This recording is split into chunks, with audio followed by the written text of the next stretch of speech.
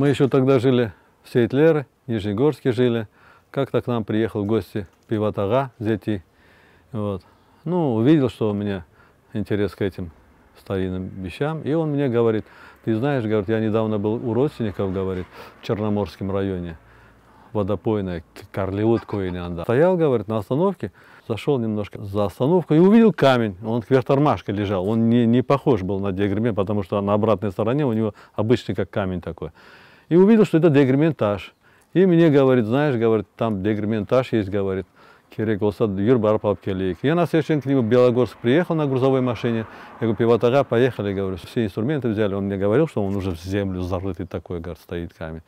Приехали в Черноморский район с ним вдвоем, нашли там пару человек, чтобы нам помогли откопать, погрузить.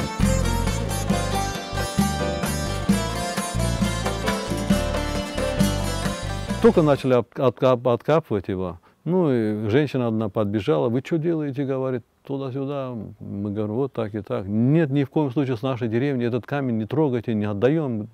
Пиват ага, говорит, Улян, говорит, мында ухадар ел, мында, говорит, столько лет лежал, никому не нужен. В поле, в степи, это за остановкой. Ёхамайся, и все.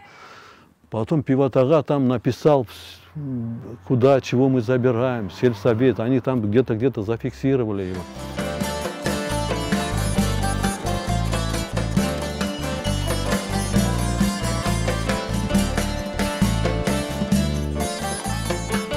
Наверное, этот камень раз в этой деревне был, значит, в этой деревне была какая-то большая мельница.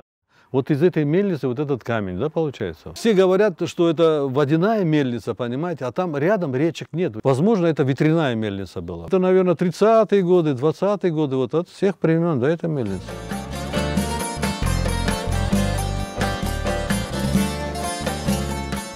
Мельницы же не везде бывали же, поэтому, когда мельничный такой большой камень, он редкий, мне нравится вот то, что он такой. Это вот Чанах-Чурмек много у кого было, а таких камней, как говорится, не так же много было.